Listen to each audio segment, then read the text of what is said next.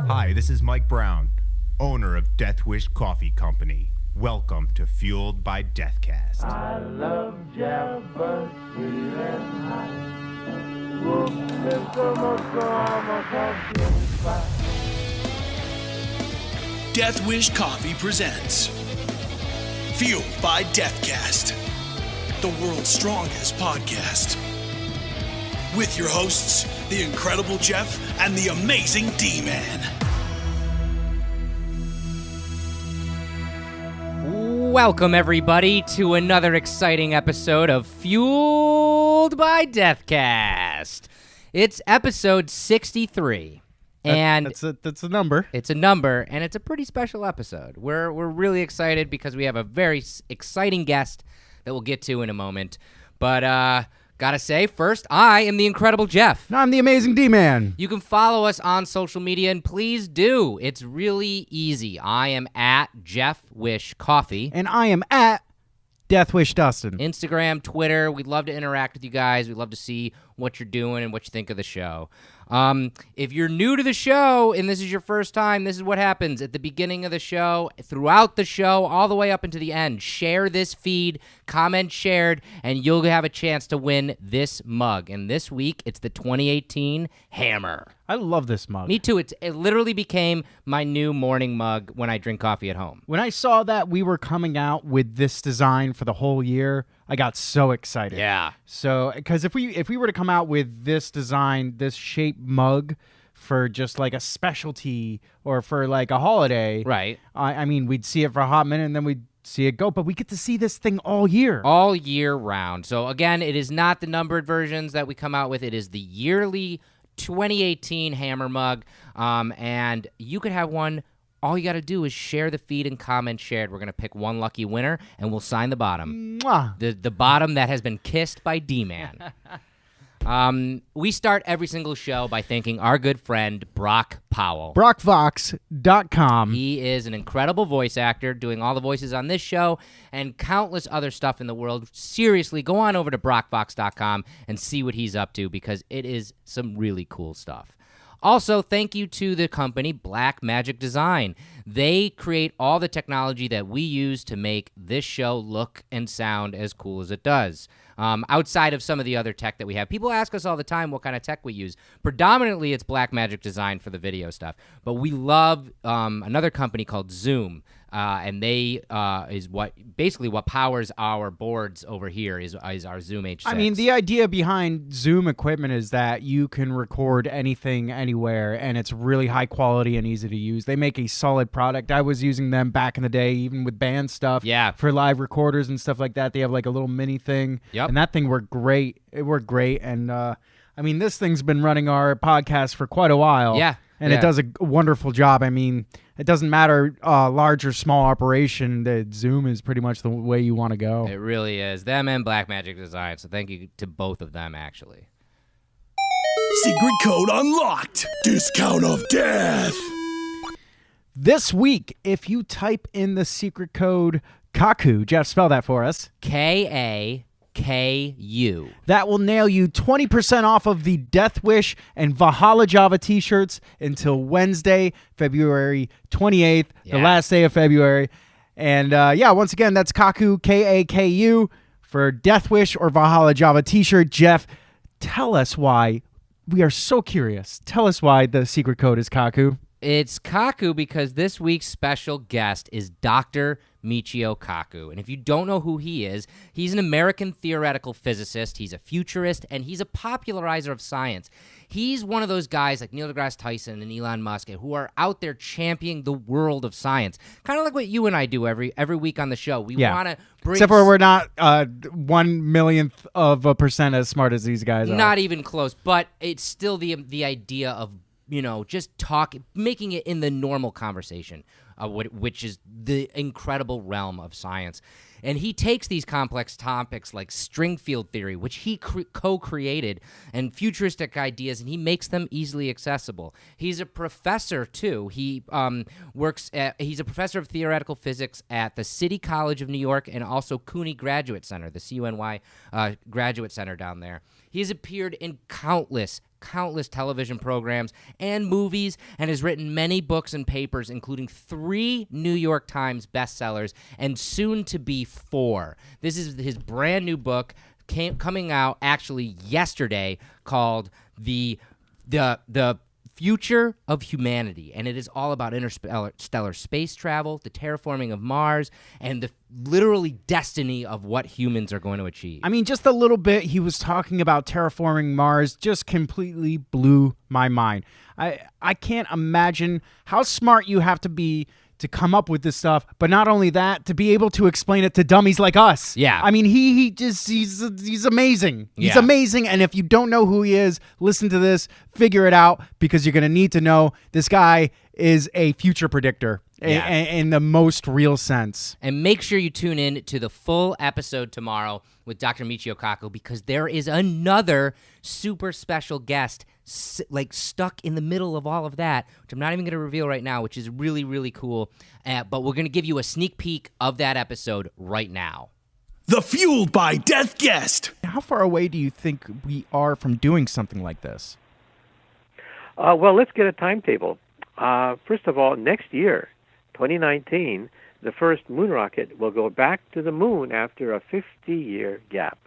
The SLS booster rocket of NASA and the Orion space capsule are scheduled to orbit around the moon in an unmanned mission in December of 2019. Then 2023, humans, astronauts, will go back to the moon. And then by 2026, we hope to have a lunar orbiter that orbits the moon to create a rocket ship that'll take us to Mars. So the moon is going to be a halfway stop. We'll stop on the moon. It's only 3 days away by rocket. Build the Mars ship in space, and then shoot the Mars rocket to Mars for a 2-year journey. That'll take place sometime around 2030, 2035. And then, once we get that off the ground, a small settlement of astronauts will be created, and perhaps by the end of the century, perhaps we'll have a few hundred colonists on Mars. Elon Musk envisions 1 million colonists, each rocket containing maybe 1,000 settlers and colonists, to begin the process of creating a second branch of humanity. Now, of course, all humans are not going to go to Mars, a settlement on Mars, because we need an insurance policy in case something happens to the Earth. Now, remember, the dinosaurs had no space program. And because the dinosaurs had no space program, that's why they're not here today to talk about it. We do have a space program, so we can create a insurance policy, a backup plan, Plan B, in case something bad happens to the Earth. And getting to Mars, we're going to terraform it. I have to ask this question here at Death Wish Coffee. Would we be able to grow coffee on Mars? Yes. In principle, anything that can be grown on the Earth can be modified slightly to grow in the environment of Mars, which is colder than the Earth, but still has plenty of carbon dioxide. Plants love carbon dioxide. So yes, you could have coffee on Mars.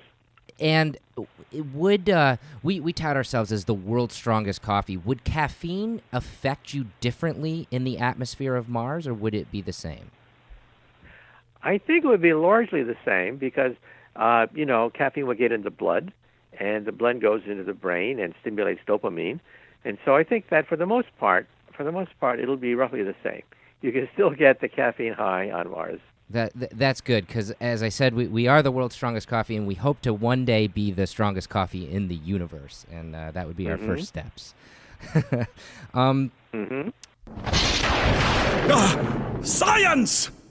All right, D-Man, so we're doing the science segment this week. We couldn't not ask Dr. Kaku to be a part of this. I mean, if you're talking to a scientist, maybe the smartest scientist alive, you have to have him talk on our science segment. It's just the way it goes. And what an honor. How cool is it that we have this show and we have a science segment and now we do it with Dr. Michio Kaku. It's incredible. It's crazy. It's like starting a band and then Axl Rose sings a song with you. Right. You know, it's crazy. Yeah, it's mind-blowing. And there was some really cool recent discoveries about space. And we wanted to talk to him about that, and he was so gracious to talk to us about space, some space travel, and what we're looking for in the future, considering aliens. A lot of stuff we talk about on this show. So here it is, our science segment this week with Dr. Michio Kaku. So this week, actually, there's been some recent discoveries from the K2 mission from NASA's Kepler Space Telescope. And in an upcoming article in the Astronomical Journal, they are talking about how they've found 95 new extrasolar planets, which I think is incredible. And this also harkens back to in 2016 when we discovered the TRAPPIST-1 system with 7 different exoplanets. And now the Hubble telescope is giving us a heck of a lot more information observing the planet's atmospheres and water compositions, and with some having the potential to hold even more water than Earth. And first, I would love for you to explain to us and our listeners, what is the difference between an extrasolar planet and an exoplanet? Well, an extrasolar planet is just a planet outside our solar system. Okay. Because it's extrasolar. Solar implies our solar system. And an exoplanet is just anything out there. Okay. But basically, they're interchangeable. I see. How close do you think we are to discovering planets with a habitable atmosphere? I wouldn't be surprised whether next year or the year after that we find a doppelganger in outer space. That is, a planet that has roughly the same size as the planet Earth and potentially has liquid oceans out of which DNA could be formed. Now, right now, we have found roughly 20 or so super-Earths, planets that are, for example, 50%, 100% bigger than the Earth. But I think we're getting very close now to finding a twin of the Earth in outer space that is the same size as the Earth and potentially could have liquid water oceans. Wow. Yeah, I mean, that begs the question, and I know you've been asked this before, but do you believe there is intelligent life in the universe? Well, I think we have a census now of the Milky Way galaxy that, on average, every star has a planet going around it, mainly Jupiter-sized, but about maybe 1 in 20 of them, who knows for sure, but about 1 in 20 of them in turn have Earth-sized planets going around. And if you do the math, we're talking about billions of Earth-sized planets in our own backyard. So the probability that we could have microbial life and even intelligent life is extremely high just within our own backyard. Wow. That's crazy. I mean, speaking of, in our backyard, what about Mars? When we eventually get there and we start really surveying and digging around the planet, do you think we will eventually find evidence of life, intelligent life, or maybe, something that was there before? Well, there are several places that we have not explored on Mars. We've been on the surface of Mars basically in areas that are quite flat because we don't want the space probe to tip over and crash. We have not been to the polar ice caps. We have not been underground. We have not been to, for example, the Grand Canyon of Mars, which is Mariner Valley. And so there are large portions of Mars that we have not visited at all. So there's always a chance that microbial life could exist. We do find methane gas coming out of the planet. There's a debate as to whether or not the methane gas is organic or not, or natural. But we cannot rule out the possibility that there's some kind of microbial life on the ice caps or maybe underground. Like, where did the water go on Mars billions of years ago? It went into outer space, it went into the polar ice caps, and went into underground permafrost. So if there was intelligent life, they would follow the water. They would go to the ice caps, they would drill underground, and they would flee into outer space. They would follow the water.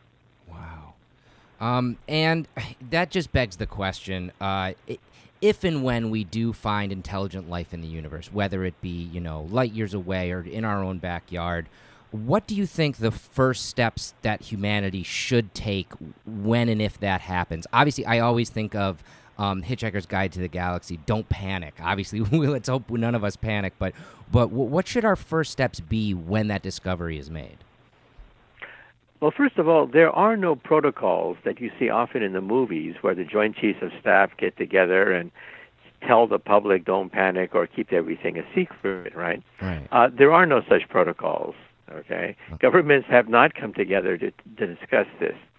So I think, first of all, we'll probably pick up a radio signal from a nearby planet, and the first response will be to decipher the message. The message will be regular rather than random, indicating that there's an intelligence behind it, and we'll have to use supercomputers to decipher it. Okay? At that point, it's going to leak out. People cannot keep secrets. It'll leak out that we've detected an intelligence signal from outer space. First, we have to translate it. Second, we have to then figure out the level of technology. Are they vastly superior to us, or are they just beginning to understand radio, for example, like our civilization? In other words, are they type 1, type 2, or type 3? We'll have to figure out which type civilization they are. Type 1 is planetary. They control the weather. They control all planetary forces. Type 2 is stellar, like Star Trek.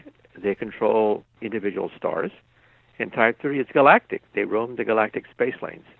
So we'll have to understand the level of technology. Third, we'll have to understand whether or not they're potentially hostile or not, whether they can pose a threat to us. If they're type 2 or type 3, they could probably visit us, in which case we definitely have to wonder about what happens if we encounter them. Wow, yeah, that's And by the way, if they are very advanced and they have the potential of visiting us, we have to figure out what do they want. Many times in the movies, they want to take our Earth-like resources. But you see, there are plenty of planets out there that are uninhabited. They don't have to plunder us. They can have other planets to plunder if they feel like. So they're not going to want to do that. So what do they want? Well, we have to figure that out. Wow, yeah. One possibility is that, if you're in the forest and you talk to the squirrels and you talk to the deer, eventually you get bored with them because they don't talk back to you. And the same thing with these civilizations. If they're that advanced, they've been listening in on our conversations. And, we don't talk back to them in any intelligent way, so they lose interest. So for the most part, they'll probably leave us alone. Do you think that could be happening right now where we have an intelligent life force communicating with us and we just don't know how to pick it up or respond? Well, I think what is possible is that alien civilizations have discovered what I call laser porting. That is, shooting their consciousness on laser beams across the universe. This replaces flying saucers, replaces UFOs, no weightlessness problem, no accidents, no radiation, none of those problems.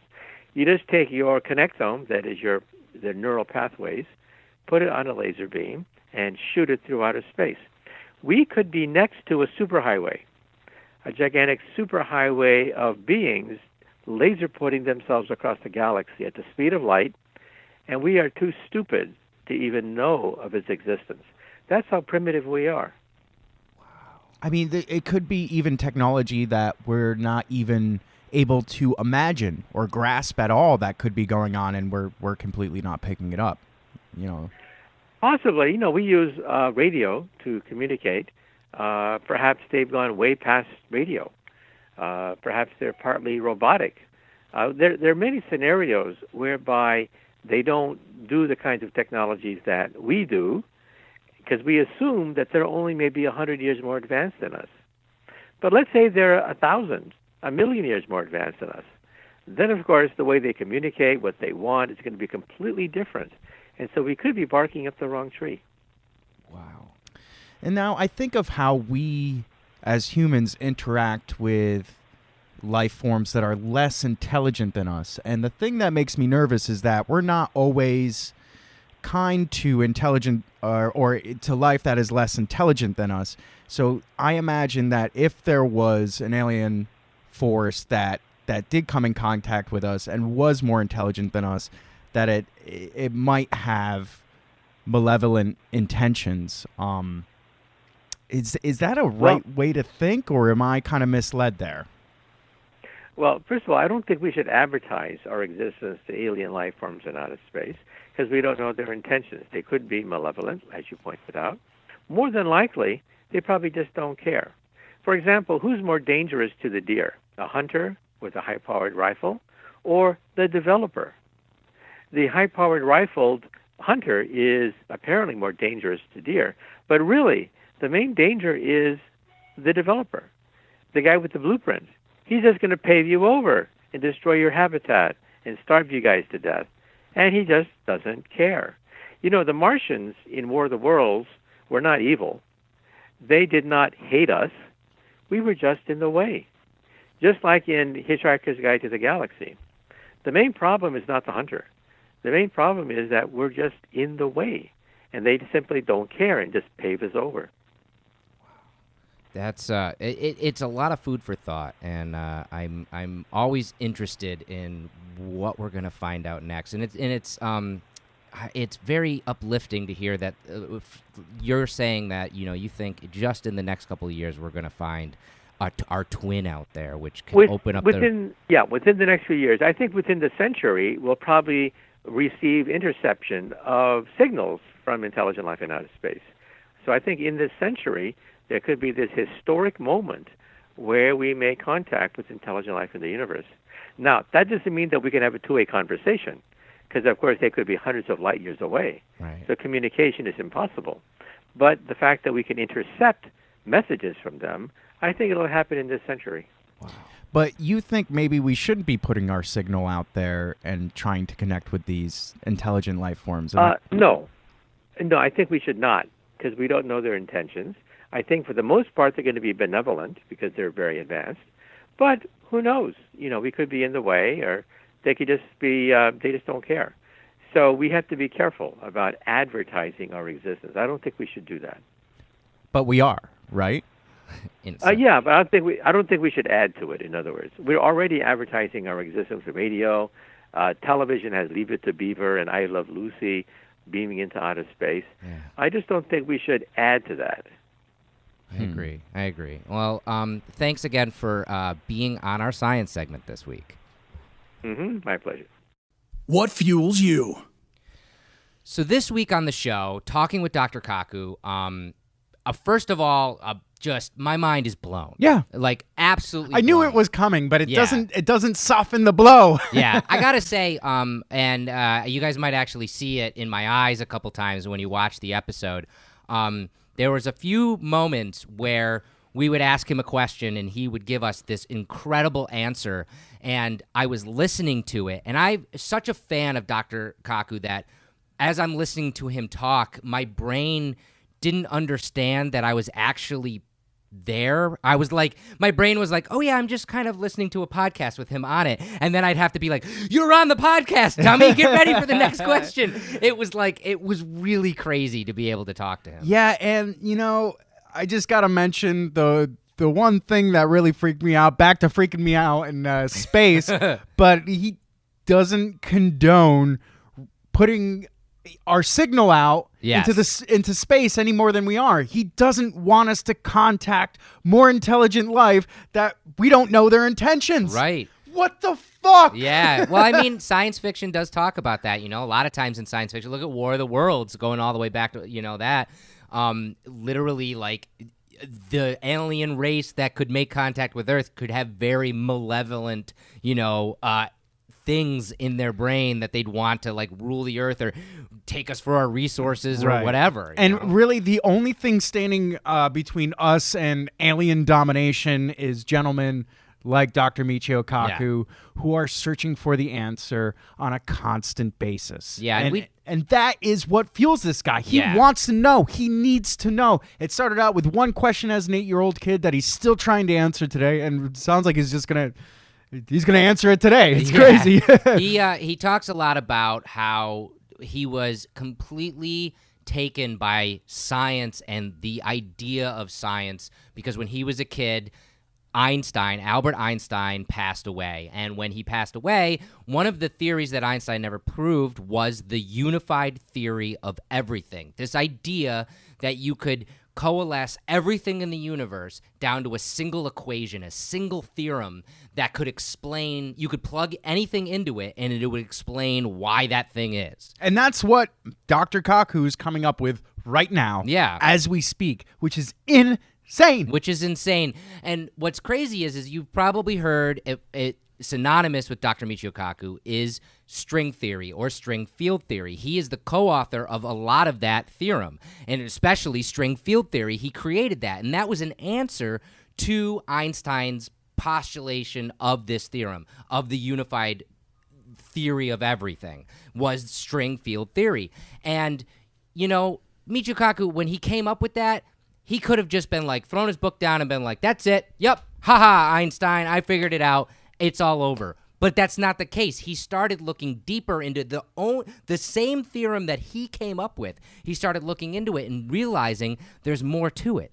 He hit the tip of the iceberg, but he didn't actually get the theory of everything. So he started really going into it, and he's still working on it today. And we talked to him about that on the episode, to the point where you're right, D-Man, he's getting as close as he's ever been to actually getting to that theory. So if there's anything to take home from this podcast and add to your own life, it is be driven by curiosity.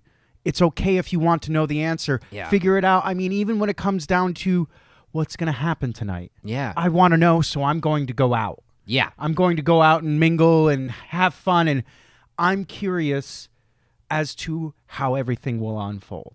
So being driven by curiosity is a really healthy thing. I mean, they say curiosity killed the cat, but cat's not going to live forever anyways. Satisfaction brought it back, though. I don't know anything about That's the end that. of it. Really? I mean, curiosity might have killed him, but and we can go into Schrodinger's cat and all that crap, but we're not going to do that. But it is the truth. Just because you're curious about something too, and you get that answer, doesn't mean that has to be the be-all, end-all. We've talked about that a couple times on this show, the idea of the next level. You set a goal for yourself, whether it's whatever it is. It can be the smallest goal in the world, or it can be, in 3 years' time, I'm going to lose 20 pounds and move to Hawaii and become a millionaire. That could be your goal. You reach that goal. That's not the end of the road. Right. There should never be the end of the road. Just you hit that goal and then find out where that road is taking you from there. And that's a lot of what Michio was talking about, is this idea that the thirst for knowledge, the thirst for answers of everything, not just, okay, I've got the answer to this, I guess I can hang up my hat. I mean, if humans were wired to stop when they hit certain goals, we would not be where we are today. True. We would stop at the first word we speak, and that would be the last word we speak, because, hey, we did it. We spoke a word. That's the end. You need to keep on going. You need to find the answers. You need to know, and that's good. Yeah, it really is. So, keep discovering, keep being curious, and keep striving for that next level. That's what fuels us. That's what fuels Dr. Michio Kaku, and it should definitely be what fuels you guys. Community shout out! All right, so community shout out this week. I actually do not know your real name because you're a smart social media user. Don't put your real name up there. But on Instagram, he is FishE9mm. And here's a picture of him right here enjoying a delicious cup of coffee out. He is a hunter, a fisherman, especially an ice fisherman. It's a hell of a beard, sir. Yes, and a competitive shooter. He has some incredible footage of him doing competitive shooting. Competitive ice shooting. And Death Wish Coffee keeps FishE9mm going, and it's really, really cool. He's actually got a video that I'll play for you guys right now, and it's just, the simple things in life that just bring a smile to my face. Him pouring a delicious cup of coffee out on the ice, and here it is. Down at the beach.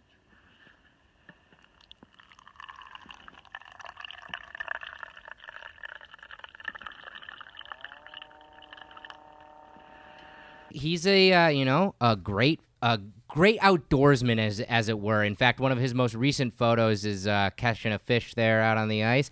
I personally have never been ice fishing. Have you? No. I've always wanted to go because I know it's a big drinking event, and I'd love to have a couple beers out in the cold with some fellow fishers. And I like to fish. I'm absolutely terrible at it. I probably went fishing maybe 50 times in my life, and I've caught maybe like 3 fish. It never really interested me, but that's probably because I don't eat fish. That's true. So I imagine if you're a fisherman, the big payoff is when you finally get to eat the thing that you caught yourself. He's actually letting this one go. Oh, that sucks. He catches and releases a lot of his stuff. Oh, really? So, yeah. That's so He does sad. it for the thrill, which is cool. I mean, I don't know. more power to you if that's what Maybe you I'm love. just an adrenaline junkie where fishing doesn't really do it for me. Well, mugs up this week. Community shout out to Instagram user FishE9mm. And as always, we have some birthdays this week. We do have some birthdays this week, just a few. Starting on Thursday, February 22nd, Julius Erving, or as you guys will probably remember him, Dr. J. He's going to be 65 years old. There he is, flying high.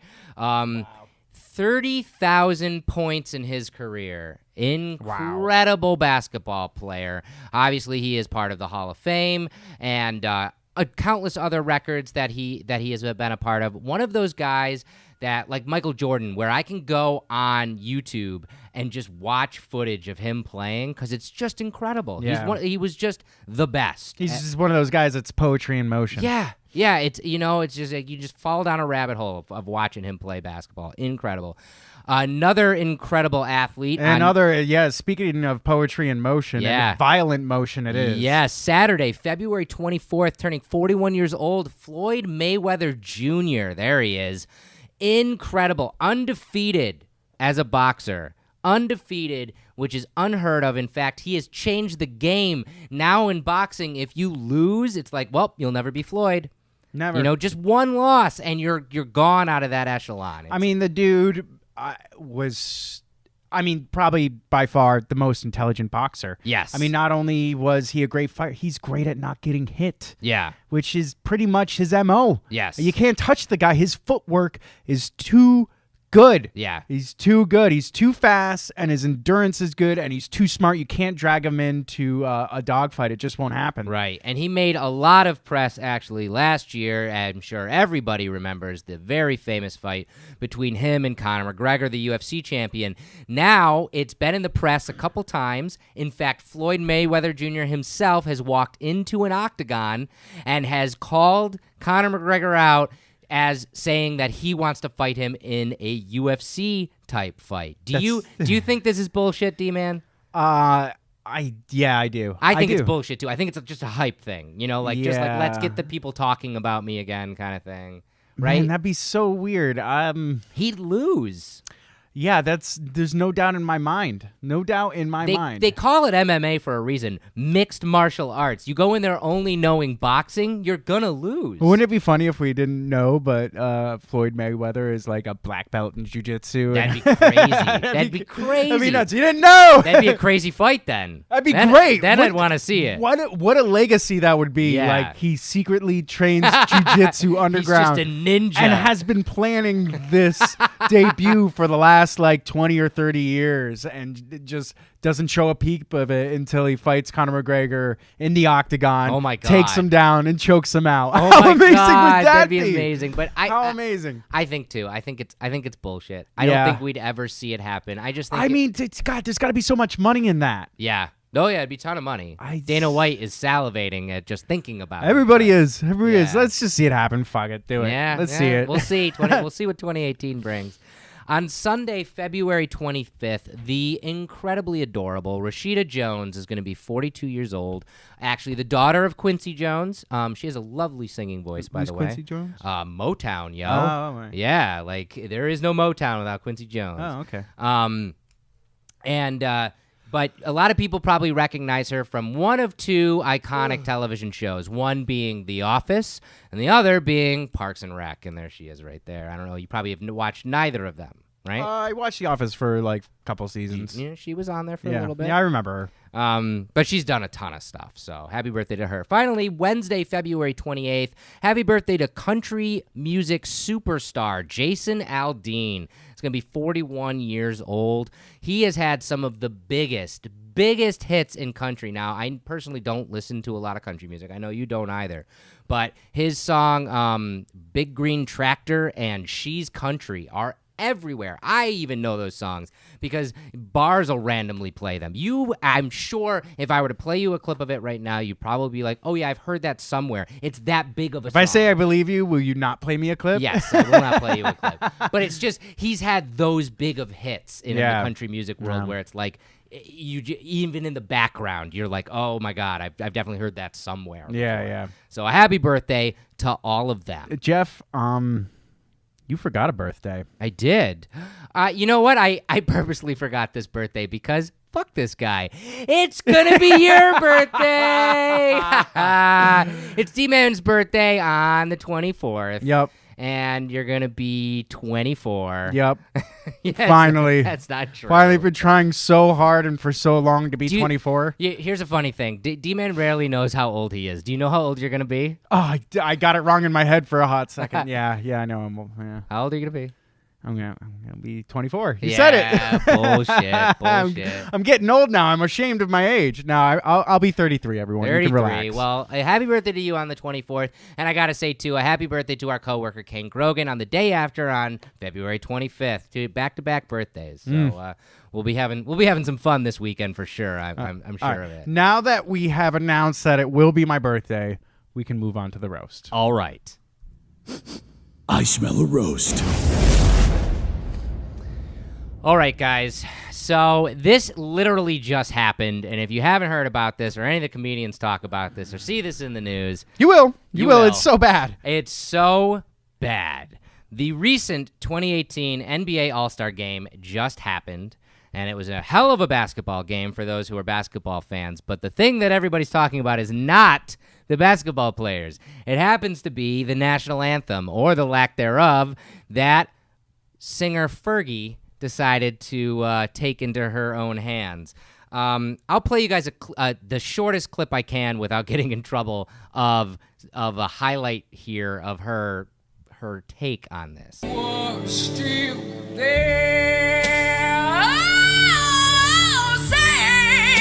I don't understand. If you listen to the whole thing, she takes this very drawn out blues version of the national anthem and decides to do a lot of pitchy kind of stuff, vamping, if you will. Here's the thing that gets me. Yeah, you can make a bad decision, but it's the follow-through. She must have been practicing this for weeks, thinking that it was a good idea. Right. Every time she sang it, it wasn't. It wasn't. It was a bad idea. It was bad. It was really bad. There's no... If your opinion is that it is not bad, you are wrong. It is not an opinion. Yeah. It's a fact. It was bad. I'm sorry. It was bad. They cut to they cut the camera into the crowd, and again, this was the All-Star game, so there was a lot of celebrities there. My favorite is the face that and maybe I can get a photo of it. The face that Jimmy Kimmel makes when they cut to him near the end, and he's just got this smile on his face, and I'm thinking in his head he's probably thinking, "Well, I got my monologue all set for tomorrow." Because I mean, why wouldn't you make fun of this? It's that bad. And why I bring it to the roast is, why should it be allowed that singers are allowed to vamp or to make the national anthem their own? So many singers out there talk about singing the national anthem at a sporting event as one of the hardest things to do as a singer. It is one of the most widely known songs, so everybody knows the lyrics and the melody, and it is almost always a cappella, so you have nobody backing you up, and the range is very low to very high, so it's all over the place, and you have to hit all those notes. What blows my mind away is that a lot of singers decide to go even more all over the place with it on the vocally. It's just nuts, which I don't mind a little bit of an embellishment, but this is more than a little bit of an embellishment. It's like having a sandwich, removing all the insides, and just having bread and still calling it a sandwich. Right. It's like, this is not the national anthem. This is just a it's a train wreck, man. It really is. And she's not the first one to screw up the national anthem. Lots of people have. Actually, the first name that comes to everybody when you talk about screwing up the national anthem is when Roseanne Barr did it in 1990. I'd rather listen to Roseanne sing it like that than Fergie go all ooze with it. It's awful. I'll play you a tiny little clip of Roseanne right here. Wait, no, you don't have to. It says, ah! That's close. That's close. It's Here you dead go. on.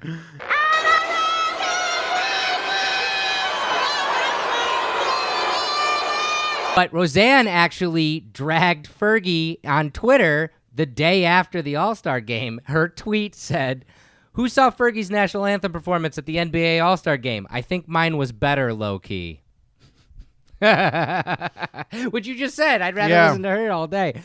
But doing a little digging on the internet, there's so many people that have screwed this up. From Michael Bolton forgetting the words and reading them off his hand, to Scott Stapp of Creed giving a lot of the S into there, and even the weirdest pairings like Josh Groban, the famous pop opera singer, to sing the national anthem, very operatic, but to be backed by Flea of the Red Hot Chili Peppers playing this kind of soft jazz bass behind him as he does it. It makes no sense. And it really makes me wonder, shouldn't people be more prepared for something like this? Like, you're singing the national anthem, usually at a sporting event that has tens, if not hundreds of, if not millions of people watching the thing. Yeah. You should never forget the words, first of all. I mean, I understand nerves and that pressure, kind of thing. yeah, but man. Go prepared. I don't get it. As a palate cleanser, I want to play you a little clip. The Simpsons, my favorite show, actually made fun of this back in 1999 on the episode Wild Hearts Can't Be Broken. They have their guest star, Cyndi Lauper, doing a national anthem at their local baseball game, and they make a little fun of people vamping out the national anthem, and here's that clip. Oh, America's the home of the brave, America the brave. But seriously, that's a cartoon, and that's a joke, and that was funny, and that was better than half the shitty ones that actually happened in reality. What can be done for this? What do you think can be done? There should definitely be somebody to approve or disapprove the way somebody is approaching this song. I mean, it's obviously getting so bad, and I can only see this getting worse. I am almost concerned that somebody like Fergie does it in this fashion, knowing it's bad, just to be clickbait and just to be talked about now. I never thought of that. That's terrible, Deep. I never thought of that, but we do live in a world where... Here we are sitting here talking about Fergie. Clickbait works. When the fuck would we ever talk about Fergie otherwise on the show, unless it might be her birthday? Right. You know what I mean? No, I wouldn't bring her up. Now she's on everybody's mouth, and it's almost like... Not to get too political, a planned train wreck. It's almost like how sometimes we see this in politics now, where somebody just goes so ridiculous that everybody's talking about them the next day. Right. That's what this is. And how here we are, just like, it's almost like condoning it by talking about it. What can we do about it? I think there should be somebody in charge who is like, okay, how are you singing this? Okay, well, that sounds like shit. Don't sing it like right. that. How about you sing it the way everybody else has sang it for, I don't know, a couple hundred years? Yeah. I don't know how the national anthem is. I'm all for people putting their own spin on it, maybe giving it a little bit of their own flair, because some singers are iconic. Like their voice, like I'll use an example that you'll get behind, Robert Plant.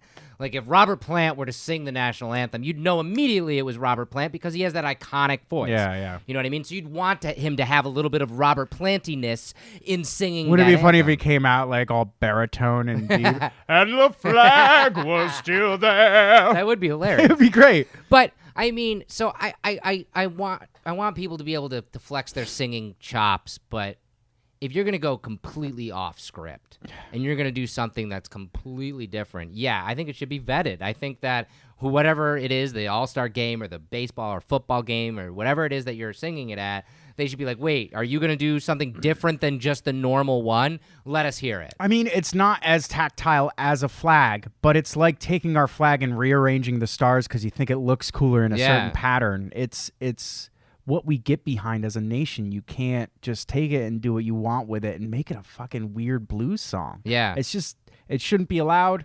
I mean, I'm not saying it should be illegal, but man, if you're getting asked to sing this song for a giant game like this, there should be some sort of regulatory measures in place to stop stupid people from doing stupid things, and specifically, I mean, for the reason I was talking about earlier, just to gain attention. Yeah. You know, and it's very sad, and I hope we see less of this. I hope we see less of it, too. I mean, who knows? Maybe it was this whole regulatory system that they have in place that suggested Fergie sing it in blues. I never thought of that. You either, never know. yeah. It might not have been her decision. It might have been like, oh, us at the NBA want you to sing a blues version. Why don't you come up with it and present it to us, and we'll give it the okay. Weird. Yeah, who knows? Yeah. I don't want to go all out pitchfork on Fergie, but let's do it anyways. Let's do it anyways.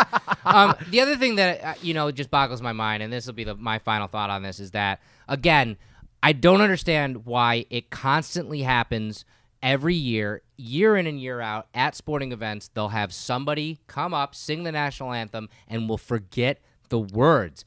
It's not hard to be uber prepared for what you're about to do. Again, I understand nerves. I understand, being in the moment, and sometimes, stuff just happens. But this happens consistently multiple times a year, every single year, people forgetting the words of this song. I mean, it's tough with big games like this, but if it were up to me, if somebody came to me and they're like, Dustin, we want you to sing the national anthem, I would love that so much. First of all, I would find ways to get out of it, to be able to sing it. Right. Oh, yeah. Because in its natural form, yes, it is an extremely hard song to sing, and I'm not going to pull that off, so I would try to find a way to pull it off.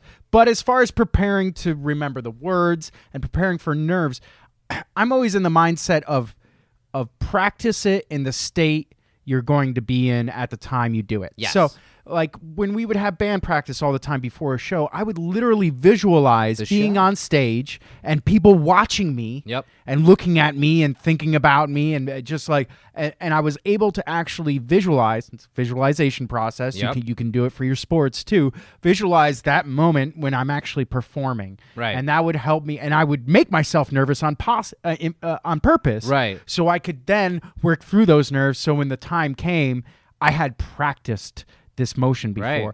Or another way to do it is, go in a classroom full of kids and sing the national anthem. Right. That's going to be nerve-wracking. Yeah. Do that a few times. Yeah. Get over it. Yeah. And see if you forget the words. If you do, then you'll remember not to forget them next time. Yeah. It's our national anthem, Jeff. Yeah. Time to get American. Yeah. Yeah. Get American. I'm not a traditionalist, but there have been so many lives lost for this country, for the flag, for what it stands in. And a national anthem is, even though maybe a very small part of it, it's a part of it. Yes. And if there's any time to uphold tradition, it's for instances like this. Correct. I agree. So, shame on you, Fergie. Roasted! Dude, is that my tagline? Should I do that? I love it. Roasted! Hashtag roasted. All right, let's get out of here.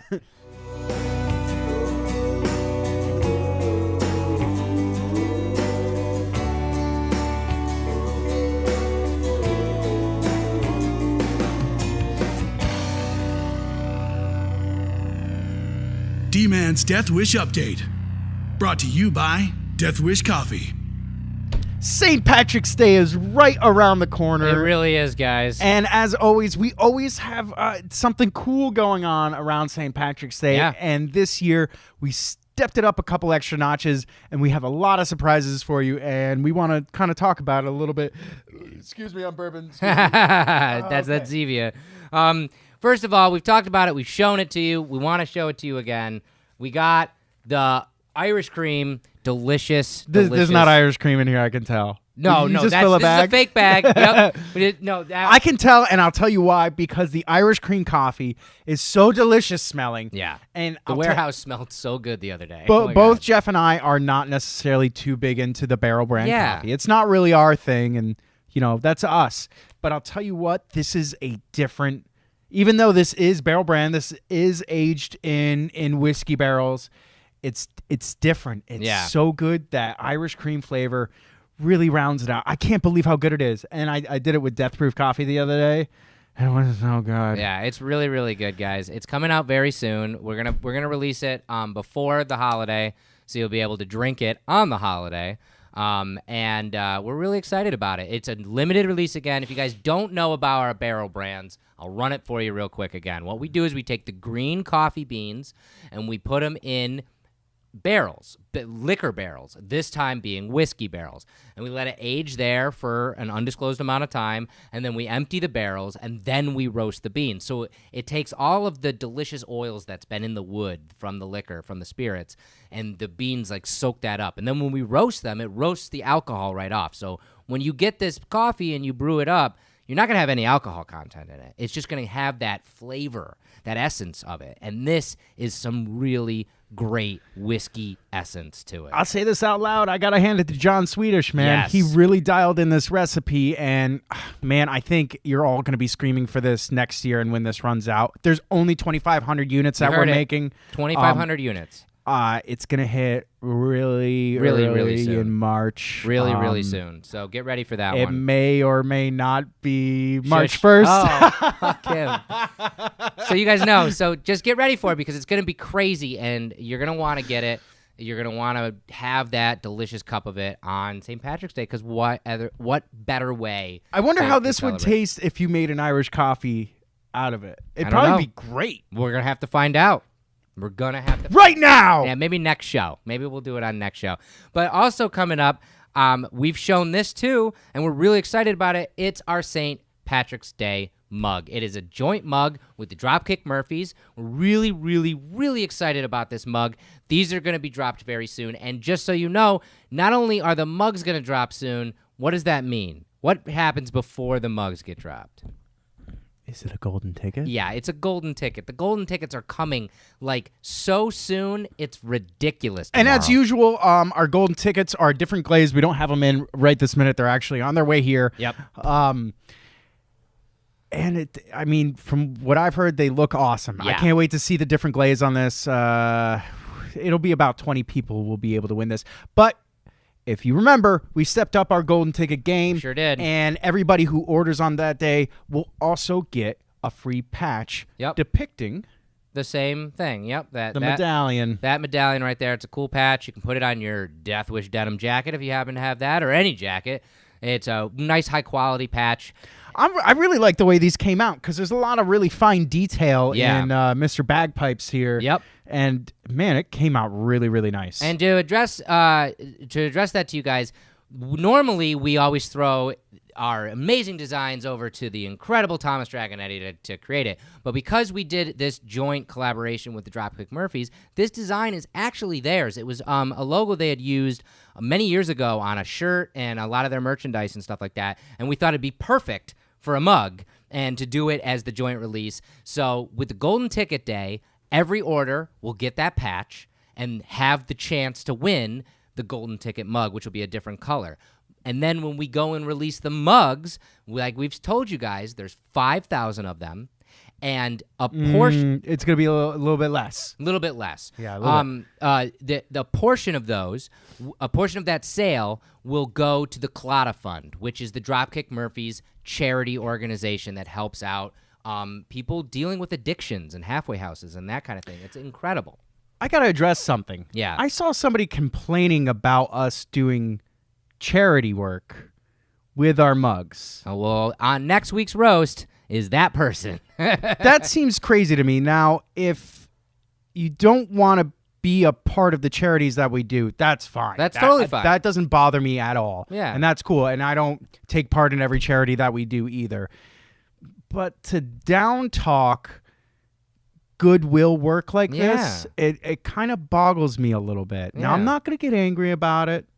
I'm just going to ask you to reconsider what you're talking about. Yeah. We are trying. I mean, we have this opportunity as a coffee company and with awesome fans like you to help us along the way and help us do this to benefit the people around us who need it most. Yes. And the Claddagh Fund, it's called? The Claddagh Fund, yes. I'll put up a link actually right here and so you guys can go check that out. And if we have an opportunity to help people, we're going to do it. Yeah.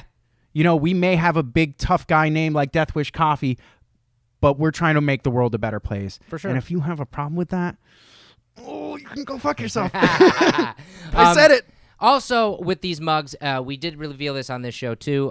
We have a handful of them that are signed by the band. We went out to Boston, met up with Dropkick Murphys, had the whole band sign a whole handful of the mugs, and we're going to do some special stuff with that. We're going to run some contests through the company. I don't even know all of the details of how we're going to give those away, but we're going to do some fun stuff with that. So, again, subscribe to the newsletter, follow us on social media. You guys are watching the show, so you're halfway there. We'll let you know when we have all those details hammered out. And one more thing about this mug, if you are part of our coffee subscription, meaning that you get your coffee like once every week, once every other week, once a month, whatever you do, you get first crack at these mugs the day before. Yes. Which is great because we saw the Valentine's Day mug go really, really quick. Yeah. And this will be the same. So if you want to make sure your hands grasp this mug, this awesome giant tankard, make sure that you're a coffee subscriber and you will get first crack at buying one of these. That is true. And speaking of incredible, cool Irish punk bands, we have a contest running still. I want to bring this up every episode. We'll just take a very short minute. If you guys don't know, the Flogging Molly Salty Dog Cruise. We have a contest right now where you can win 2 tickets and an ocean view cabin to go on the cruise with Flogging Molly, The Offspring, the Buzzcocks, the Vandals. Hang out with them at an open bar for 3 days in Miami, Key West, and Great Stirrup Cay. And you get to hang out with Dustin and me. Because we're going on our first cruise ever. We're going to chronicle the whole thing with you by can Deathcast. You can hang out with us, but I'm not sure if you can hang with us, if you know what I mean. The gauntlet has been thrown. So there's 2 things you can do. You can either go get your tickets right now. Tickets are on sale. And see us on the cruise. And or enter that contest. I'll put the link right here. It's deathwishcoffee.com/saltydog. It's that easy. And you could win 2 tickets in an ocean view cabin. It's a better cabin than you and I are getting. Yeah, I mean, I heard nothing but good things about the Norwegian Sky, and also that specific cabin with the deck. Yes. I heard is just... it's breathtaking. So if you win these tickets, congratulations. Tradesies? Yeah, we'll be hanging out in your room a little bit too. So that's still going. There's still time to enter that contest. You can do it every single day. You can enter that contest. More chances to win. So keep doing that. I know you're chomping at the bit. We got something brand new. I'm just going to show it to you real quick. We're not going to talk about it much. God, these came out so good. They really did. I'll put a picture up too so you guys can see it in a little bit better. But yeah, they came out really nice. It's not a huge surprise, guys. There's some merchandise that we do that's a one-off that you'll never see again. One of those being our recent denim jacket that did great. You'll probably never see that again. We wanted to sell that as a special thing, and we like doing that, so it makes things more special. But every year, we like to revisit merchandise that we love, and one of those things is the bandana. Now, for the last couple of years, we've tweaked the bandana just a little bit each year and made a new one, so you can just have a brand new bandana for yourself or for your dog or for your mic stand. I think it looks great. Yeah. Do I look cool yet? I think it looks great. So yeah, we're gonna have these coming out in the near future. We'd actually, and this is honest, this is actual honesty, we don't have a date when we're actually releasing these, but they did just hit the warehouse, so we got a couple in stock, and we wanted to show them to you guys because we're really excited. It'll be a fun little thing that you'll get again, and we love that. This is another one of those things when they do get released, and we'll say this again, and we love seeing you guys post pictures of. You know, like I said, either putting them on yourself or your dog or your bike or however you're going to hang them from, because it's just a fun piece of merchandise that just looks good everywhere. And also designed by the incomparable Thomas Dragonetti. That's the one. And, you know, that's a lot of fun stuff. Like we said, St. Patrick's Day is coming up right around the corner, so we have all that stuff coming. And can't say it enough, guys. Keep subscribing to that newsletter. Keep following us on social media. Keep watching this show, and you'll be the first to know all the cool stuff from Death Wish Coffee. Thanks, guys. Thank you so much. We really appreciate every single one of you. Even when you complain about charities, I still love you. Yeah, we really do. Thanks for watching. Thanks for sharing. Final time, share this feed, share it in the comments, and you'll win. You could win this 2018 hammer. It'll be signed by D-Man and myself on the bottom. Again, tune in tomorrow for an incredible interview with Dr. Michio Kaku. My mind is still blown, but from what we were able to talk about, we talk about aliens, the moon, Mars, Elon Musk, the universe at large, humanity, Einstein. Privatized space travel? Yeah, see, we even bring up Star Wars. And there's a super special guest in the that is referenced in this episode that is going to blow your mind too, which is incredible. And again, thanks for watching the show. Tune in next week for a new show. And next week is another incredible guest. We're talking to director Eli Roth about the upcoming remake of the Death Wish movie. And if you want to follow us along on our adventures, Jeff Wish Coffee. That's me. Death Wish Dustin. Yep. We're always posting on Instagram and sometimes Twitter, and you can see what we're doing when we're talking to Eli Roth, traveling around the city, hanging out with the comic book men, or doing whatever we're doing. And finally, I wanted to bring that up. Make sure you guys tune in to our Shared Universe Spectacular episode, the first spectacular of this season. We're very excited. Dustin and I went down this past weekend down to New Jersey to the brand new studio that Ming Chen and Mike Zapsik from AMC's Comic Book Men have started for podcasters to create a podcasting community. It's incredible. We podcast with both Ming and Mike, and we hang out at Jay and Silent Bob's Secret Stash, as well as a Shared Universe podcast studio, chronicle the whole thing. So you guys are getting an extra episode this week. And AMC's Comic Book Men comes back on Sunday, so you guys can follow along with that too. Thanks again, guys. We'll be back next week with a brand new episode. Cheers. This has been Fueled by Deathcast, a Death Wish Coffee Company podcast production. Thanks for listening.